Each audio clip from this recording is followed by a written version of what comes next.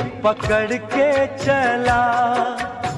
बच्चों नमस्कार, आज मैं आप सभी कक्षा 12 के विद्यार्थियों को इंग्लिश का मॉडल टेस्ट पेपर लेकर के आया हूं। इस मॉडल टेस्ट पेपर में प्रमुख रूप से ग्रामर वाले पार्ट आपको बताए जाएंगे, बताए ही नहीं जाएंगे बल्कि विस्तृत व्याख्या के साथ, है ना, ब्रॉड एक्सप्लेनेशन के साथ मैं आपको समझाऊंगा और उसके बारीकियों को भी बताऊंगा। बोर्ड्स के एग्जाम एकदम सर पर है, ऐसे में मैं आपको 5 सिलेक्टेड मॉडल पेपर टेस्ट दूंगा जिसके अध्ययन से आप निसंदेह बोर्ड की परीक्षा में एकदम 40 करने वाले हैं। यदि आप मेरे चैनल पर पहली बार आए हो तो चैनल को पहले सब्सक्राइब करके बेल आइकन बजा डालिए। आइए शुरू करते हैं आज की कक्षा। यहाँ पे मैंने लिखा है मॉडल पेपर नंबर 1। कक्षा 12 के बोर्ड्स के विद्यार्थी जो है ध्यान से देखें, वह मॉडल टेस्ट पेपर नंबर 1 आपका है। जैसा कि हम जानते हैं कि इंग्लिश के पेपर में पहले क्या आने वाला है, यही आने वाला है। क्या है? Change into indirect speech. Indirect speech में आपको बदलना है। डायरेक्ट और इनडायरेक्ट आपने पढ़ा है। आइए देखते हैं पहला क्वेश्चन क्या है। यहाँ पे दिया है she said to her mother, उसने अपनी मम्मी से कहा what have you cooked in the dinner today. तो क्वेश्चन मार्क लगा हुआ है, तो यह बता रहा है। और यहाँ देखिए क्वेश्चन वर्ड है, यहाँ लगा हुआ है क्वेश्चन मार्क। यह सेंटेंस हमारा कैसा है? एकदम बिल्कुल सही, इंट्रागेटिव सेंटेंस है। तो इंट्रागेटिव सेंटेंस में आप क्या करते हैं? रिपोर्टिंग वर्ब सेड टू को किस में बदल लेते हैं? आस्क में बदल लेते हैं, या क्वेश्चन में बदल सकते हैं, या इंक्वायर्ड आप में बदल सकते हैं। इतना ऑप्शन हमारे पास है। चलिए इसको हम सॉल्व करते हैं। कैसे सॉल्व करते हैं? She said to her mother. जैसा कि हम जानते हैं यदि रिपोर्टेड स्पीच में दिया गया सेंटेंस इंट्रागेटिव में हो तो रिपोर्टिंग वर्ब सेड टू को आस्क्ड में बदला जाता है। तो यहाँ पे हम इसको जब सॉल्व करने के लिए चलेंगे तो बदल लेंगे। क्या बदलेंगे? सी आस्क्ड किससे?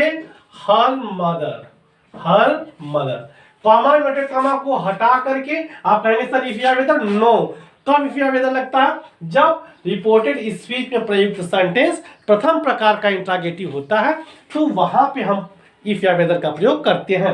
यदि क्वेश्चन वर्ड का ऑलरेडी प्रयोग किया गया है तो इसी क्वेश्चन वर्ड को कनेक्टिव मान करके हम उतार देते हैं। उतारेंगे व्हाट, उतार दिए। उसके बाद इंट्रागेटिव सेंटेंस को हम असर्टिव बनाते हैं, अर्थात ये सहायक क्रिया को मिस आउट करेंगे पहले। अब जाएंगे सब्जेक्ट के पास। सब्जेक्ट हमारा है यू, पर्सन कौन सा है? Second person. और सेकंड पर्सन कहाँ बदलता है? तो उत्तर मिलेगा ऑब्जेक्ट के साथ। ऑब्जेक्ट हमारा है मदर। मदर का लिंक होता है फेमिनिन, तो उसके लिए प्रोनाउन मिलेगा सी।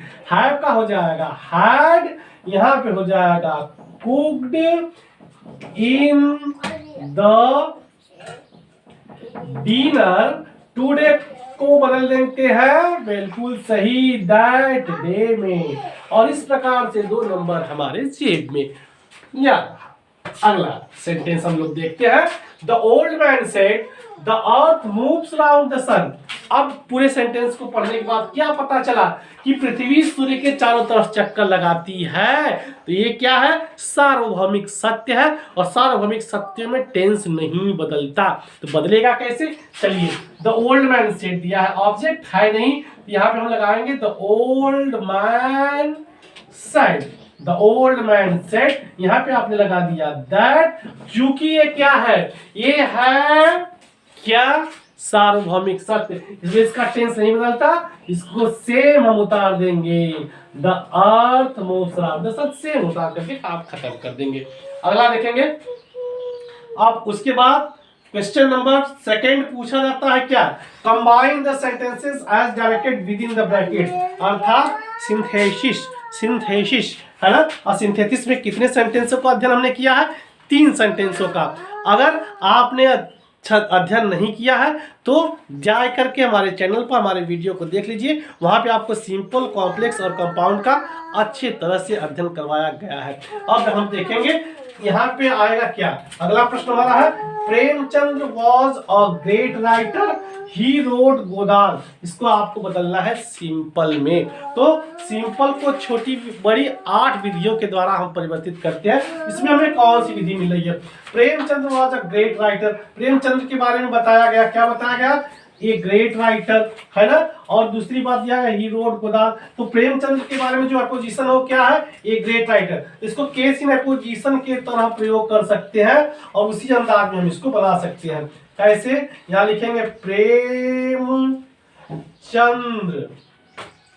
कॉमा, है ना। और ग्रेट राइटर को अपोजिशन में रख दीजिए, ग्रेट राइटर अपोजिशन में हमने रख दिया, 2 कॉमा के बीच में। क्या बचाया? रोट, क्रिया रख लेंगे। रोट क्या लिखा उन्होंने? गोदान लिखा। रोड गोदान, पुल स्टॉप लगा के किनारे रख गए। अगला देखेंगे, ही वेंट टू आगरा, वह आगरा गया। She went to Agra, he went to Agra, वह आगरा गया। सी वेंट टू आगरा, वह आगरा गई। गया और गई। तो सिंपल बनाना है तो सिंपल में एक ही कंजक्शन का प्रयोग होता है, वो है एंड। क्योंकि यहाँ पे देखेंगे वेंट टू आगरा दोनों कॉमन है, तो थोड़ा सा मैथमेटिक्स का भी फार्मूला लगा लेते हैं। अगर 2 कॉमन चीजें रहती तो मिला करके हो जाती है 1, और यहाँ पे बच गया 2 प्रोनाउन ही और सी। इसको हम जोड़ देंगे किससे? एंड से। एक ही कंजक्शन है, प्रयोग होता एंड, और यहाँ लग जाएगा he and she went to Agra को अमल लेकर के रखिए। इस प्रकार से हमारा काम खत्म हो गया। तो पहला प्रश्न और दूसरा प्रश्न हम लोगों ने देखा है। पहले प्रश्न का ए बी, अब ए बी हमने देख लिया, सी डी आइए देखते हैं। पहले प्रश्न का जो सी ऑप्शन आता है वो क्या है, आगे देखते हैं। Transform the following sentences, transformation करने के लिए आता है और ब्रैकेट में उसके ऑप्शंस दिए जाते हैं कि किस फॉर्म में उसको बदलना है या किस रूप में उसको बदलना है। जैसे देखेंगे, सी हैज फिनिश्ड हर असाइनमेंट, दिया है पैसिव वॉइस में। तो पैसिव वॉइस में जो ही हम बदलने की बात सोचते हैं तो एक बात हमारे दिमाग में दौड़ जाती है। एक्टिव से पैसिव के लिए सबसे जरूरी चीज क्या है? ऑब्जेक्ट को ढूंढना और उसको सब्जेक्ट बना देना, अगर वाक्य असर्टिव है तो ये हमारा वाक्य असर्टिव है। हम सबसे पहले ढूंढेंगे किसको? ऑब्जेक्ट को, बना देंगे क्या? सब्जेक्ट। उसके बाद टेंस के अनुसार हेल्पिंग वर्ब रखते हैं, और तीसरी सबसे महत्वपूर्ण बात जो है, क्रिया का हमेशा थर्ड फॉर्म रखा जाता है। तो आइए देखते हैं। यहाँ पे दिया है कि सी हैज फिनिश्ड हर असाइनमेंट, तो यहाँ पे ऑलरेडी इसका जो है पैसिव वॉइस बना दिया गया है। क्या बना दिया गया है? यहाँ से ऑब्जेक्ट को उठाएंगे, हर असाइनमेंट यहाँ रख दिया हमने। हर का यहाँ पे आप कहेंगे सर हर तो ऑब्जेक्ट भी होता है और पॉजेसिव केस, तो ये हर का यहाँ सी, बहुत सारे बच्चे कहते हैं सर यहाँ हर असाइनमेंट है तो सी असाइनमेंट हो जाएगा। ऐसा मत करिएगा। क्यों? क्योंकि यहाँ पे जब अगर हर प्लस नाउन, हर के साथ कोई नाउन जुड़ा रहता है तो वह संबंधवाचक सर्वनाम होता है, पॉजेसिव केस होता है, और पॉजेसिव केस को हम सी में नहीं बदलते। यह इससे संबंध बता रहा है, इसलिए हर असाइनमेंट को उठाएंगे और यहाँ हर असाइनमेंट रख देंगे। उसके बाद यह चूंकि एक वचन का है तो has been, present perfect tense है, उसमें बढ़ जाता है क्या? पैसिव वॉइस में बीन, तो हैज बीन हमने लगा दिया। जिसमें ईडी लगा उसका थर्ड फॉर्म और सेकंड फॉर्म एक ही होता है, तो फिनिश्ड थर्ड फॉर्म हो गया। अंत में क्या करते हैं? बाय लगा करके सब्जेक्ट का ऑब्जेक्ट बना देते हैं। जैसे सी है तो क्या हो जाएगा? बाय है। ये हमारा पैसिव वॉइस कंप्लीट हो गया। अगला देखेंगे हम लोग, who has seen the wind, इसको बनाना है असर्टिव में। असर्टिव में बनाना है, यह सेंटेंस है इंट्रोगेटिव में। शुरू किससे हो रहा है? हु से। अगर हु वाले वाक्य, अगर कोई भी इंट्रोगेटिव सेंटेंस हु से शुरू होता है और पूरे वाक्य में नॉट नहीं हो तो तुरंत हु को हम बदल सकते हैं नो वन में। किसमें? नो वन में। नेगेटिव सेंस भी हो गया और ये असर्टिव बन भी गया। No one has seen the wind. आइए देखते हैं, तो बदल गया क्या? Who has seen the wind? हवा को किसने देखा है? No one has seen the wind। हवा को किसी ने नहीं देखा, तो दोनों का अर्थ सेम रहा। हो गया ट्रांसफॉर्मेशन। आइए अगले प्रश्न की तरफ बढ़ते हैं, डी की तरफ। पहले प्रश्न का सेक्शन डी है क्या, करेक्ट एनी फोर, इसको हम बोलते हैं सिंटैक्स। सिंटैक्स के तहत यह प्रश्न डी पूछा जाता है, करेक्ट एनी फोर। आइए इसमें हमको गलतियां क्या मिलती हैं, ये सेंटेंस दिए हैं, इसमें कुछ चीजें रॉन्ग भी हो सकती हैं और कभी कभी बिल्कुल ठीक ठाक भी सेंटेंस दिया जाता है, तो वहां पे आपको सावधानी थोड़ी सी बरतने की जरूरत है, क्योंकि इसी जगह आपको धोखा भी हो सकता है। गलतियां रहती हैं और कभी कभी गलतियां नहीं भी रहती है। आइए हम लोग देखते हैं इसमें गलतियां हैं कि नहीं है। I, you and he have completed it, तो हम देख रहे हैं कि आई फर्स्ट पर्सन, ये सेकेंड पर्सन, ये थर्ड, तीनों पर्सन एक साथ है। तो हमने नियम क्या पढ़ा है प्रोनाउंस में, सॉरी प्रोनाउंस के तहत जब सिंटैक्स पढ़ रहे थे तो नियम हमने क्या पढ़ा कि अगर किसी भी सेंटेंस में एक साथ तीनों प्रोनाउन आ जाए, first person, second person, third person, तो उनका क्रम क्या होगा सर, 231, 231 के क्रम में रखा जाएगा। किसके क्रम में, 231 के, मतलब second person, third person and then first person, यहाँ उल्टा रखा गया है। तो पहले हम यही हमने इस पे फॉल्ट पकड़ लिया तो इसको सही कर देंगे। पहले क्या कर देंगे, यू, देन ही थर्ड पर्सन है, फिर एंड आई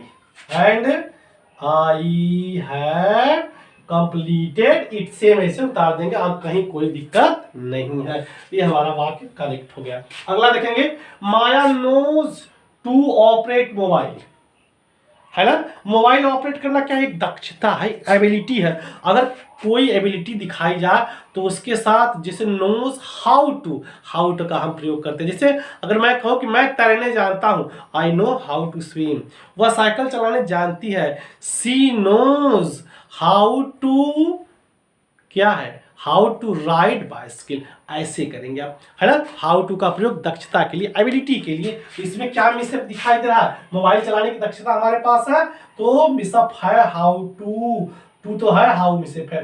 तो आई नोज यहां हम कर देंगे हाउ टू ऑपरेट मोबाइल, ये बन गया आपका। अगला देखेंगे, दे ओबे हिज एल्डर्स, आप फाइंड आउट पता करें इसमें क्या एल्डर्स आपको दिखाई दे रहे हैं। आइए देखते हैं, दे, वे, ओबे माने पालन करते हैं, हिज एल्डर्स अपने बड़ों का, तो अपना जो पॉसेसिव केस है किससे संबंध रखता है, सब्जेक्ट से। अगर सब्जेक्ट हमारा दे है, थर्ड पर्सन बहुवचन, तो यहाँ जो पॉसेसिव केस आ रहा है यह भी इसी के आधार पर आएगा, अर्थात दे का पॉसेसिव केस क्या हो जाएगा, दियर। तो यहाँ पे हमारा जो चेंजेस हो जाएगा बटे करके, बाकी सब कुछ वही रहेगा। फॉल्ट क्या है, हिज के स्थान पे हम कर देंगे दियर, बाकी सेंटेंस हमारा करेक्ट हो जाएगा। तो दे ओबे दियर एल्डर्स करेक्ट हो गया।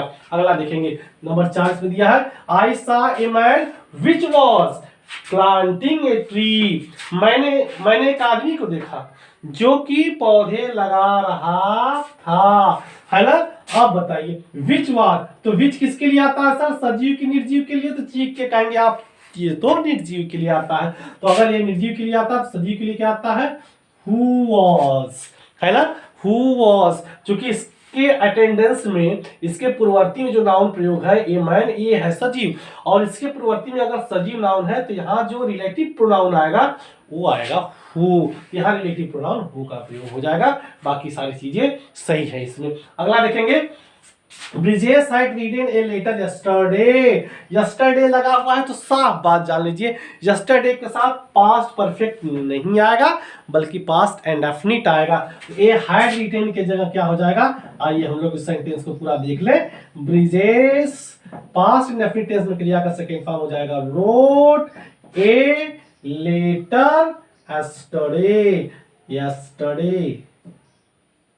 अगर यस्टरडे प्रयोग किया गया है तो सेंटेंस को आप पास्ट इंडेफिनिट पे रूपांतरित कर दो, करेक्ट हो जाएगा। अगला देखेंगे, if he works hard he should pass. यहाँ पे देखेंगे हमारा जो कंडीशनल सेंटेंस है वह प्रेजेंट इंडेफिनिट टेंस में है। अगर conditional sentence present indefinite tense में हो तो बाद वाला सेंटेंस फ्यूचर इंडेफिनिट में होना चाहिए। तो if he works hard he should pass के जगह क्या कर देंगे, he will pass, and that's all, that's it हो गया। If he works hard tag जब करेंगे तो यहां से कोई दिक्कत नहीं है। इफ ही वर्क्स हार्ड यहाँ ही विल पास, यहां लगाएंगे कॉमा फुल स्टॉप यहाँ। अच्छा इसको देख लो पूरा ही है ना। इफ ही वर्क्स हार्ड यहाँ पे लगा देंगे comma. If he works hard he will pass. ये हो गया आपका, तो ये कंप्लीटेड हो गया। अब आइए हम लोग पहला प्रश्न समाप्त कर लिए हैं। पहले प्रश्न में ए बी सी डी करके 4 सेक्शन पूछे जाते हैं, इसको हमने देख लिया पहले मॉडल टेस्ट के अंतर्गत। अब आइए देखते हैं क्वेश्चन नंबर 2 और 3, सेकेंड और थर्ड। प्रश्न नंबर 2 में आइए हम लोग देखते हैं, दिया है use any 3 idioms and phrases in your own. प्रश्न नंबर 2 में इडियम्स एंड फ्रेजेस पूछे जाते हैं, 6 इडियम्स एंड फ्रेजेस पूछे जाते हैं। इसमें से केवल आपको 3 का वाक्य प्रयोग करना है। इन 6 में से आपको केवल 3 का वाक्य प्रयोग करना होता है। आइए हम स्टार्ट करते हैं।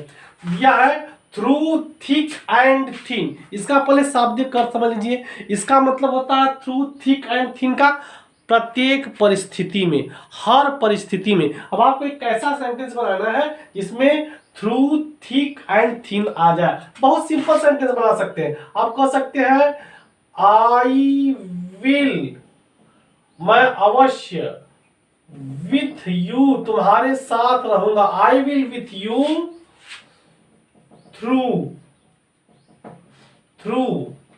Thick and thin.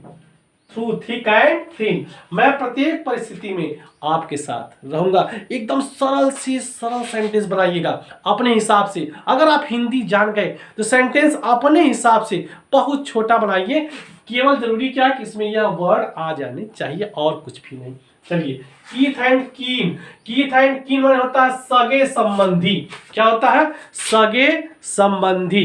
तो आई विल, अवश्य, इनवाइट, निमंत्रित करूंगा, है ना। I will invite my Keith and कीन, मैं अपने सगे संबंधियों को इनवाइट करूंगा। चलिए, hand in gloves, hand in gloves का मतलब होता है एक साथ, ईच अदर, है ना, साथ साथ या एक साथ। हैंड इन ग्लोव, है ना। तो क्या, वी विल, अवश्य, फेस ऑल डिफिकल्टीज, हम लोग एक साथ, हम लोग अवश्य एक साथ फेस करेंगे क्या, समस्त कठिनाइयों को।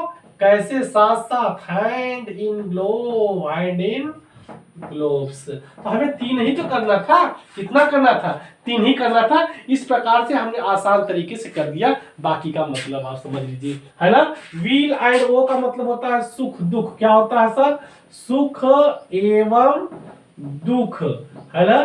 तो हमें क्या करना था? We should never leave the company of our friend in weal and woe, सुख दुख में हमें अपने मित्रों का साथ नहीं छोड़ना चाहिए। ये कर देंगे। बेड ऑफ रोजेज माने आसान कार्य, आसान कार्य। To defeat Australia in one day cricket is not a bed of roses, है ना। ये बन गया आसान कार्य। ऑल इन ऑल माने सर्वे सर्वा। My father is all in my family, मेरे पिताजी मेरे परिवार में सर्वे सर्वा है। तो सबका मैंने अर्थ भी बता दिया, सबका वाक्य प्रयोग भी बता दिया। मैंने आपको कहा कि वाक्य प्रयोग करते समय अगर आपको हिंदी आती है तो वाक्य प्रयोग छोटा से छोटा आप सेंटेंस क्रिएशन करके कर सकते हैं, उसमें केवल ये शब्द आने चाहिए।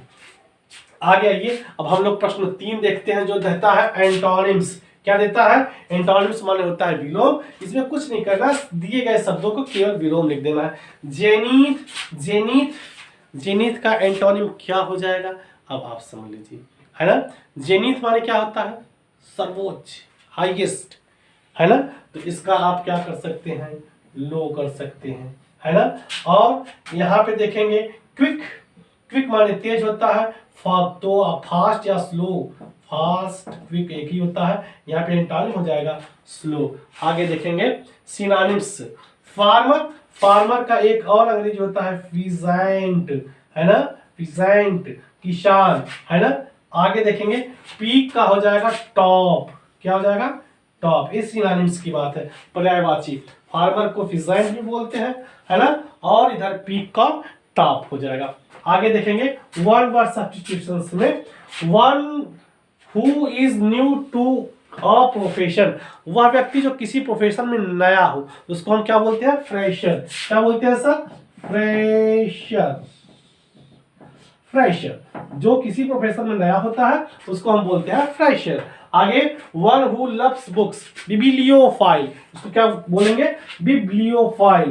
Bibliophile, BIB, biblio LIO, file PHILE, bibliophile, है ना, बिब्लियोफाइल। कौन, जो किताबों का प्रेमी होता है उसको हम क्या बोलते हैं, बिब्लियोफाइल, है ना। ये हो गया आपका। उसके बाद आ गया होमोफोन्स। होमोफोन्स क्या होता है, तुकान शब्द होते हैं, इनके तुक एक जैसे मिलेंगे, उच्चारण एक जैसे मिलेंगे, स्पेलिंग थोड़ा डिफरेंट होगी। आपको वाक्य प्रयोग करके इनका अंतर स्पष्ट कर देना है। हार्ट दिया है और हर्ट दिया है, HE हार्ट पर मेरा दिल, है ना, और हर्ट, ठीक है ना। तो हर्ट माने हो जाएगा क्या, चोट। तो हर्ट क्या है, oh baby don't break my heart, ये गाना सुने हैं ना, oh baby don't break my heart. इसको भी अगर आप लिख देते हैं तो आपका काम चल जाएगा, है ना। तो यही है, और हर्ट माने चोट होगा, है ना। तो यहाँ पे आप लिख सकते हैं डोंट ब्रेक माई हार्ट, अर्थात मेरा दिल मत तोड़ो, डोंट ब्रेक माई हार्ट, मेरा दिल मत तोड़ो, है ना। Heart, I do not want to hurt you, मैं आपको चोट नहीं पहुंचाना चाहता हूँ। I do not want to hurt you, मैं आपको चोट नहीं पहुंचाना चाहता हूँ। तो इस प्रकार से आपने देखा कि ग्रामर वाले जो पोर्शन होते हैं कक्षा 12 के क्वेश्चन पेपर में 1 से 3 तक ही होते हैं, उनको मैंने जो छोटे टर्म्स के हैं ग्रामर से संबंधित है, जिसमें बच्चे अक्सर परेशानी का सामना करते हैं, उसका मैंने पहला सेट आपके समक्ष करवाया है, करवा ही नहीं बल्कि अच्छे से समझाया है। इसी प्रकार से आपके बोर्ड परीक्षा के विद्यार्थियों के लिए मैं 5 सेट लेकर के आऊँगा। निसंदेह यह सेट आपको रामबाण जैसे काम करेगा। यदि मेरे आज का यह कक्षा आपको पसंद आया हो तो इसको अपने मित्रों को ज़्यादा से ज़्यादा शेयर करें और अपनी समस्या को ज़रूर कमेंट के माध्यम से हमको पूछें, है ना। अगर चैनल को सब्सक्राइब नहीं किया हो तो सब्सक्राइब करें, केवल आपका एक सब्सक्राइब ही हमें मेहनत के लिए प्रेरित करेगा। नमस्कार।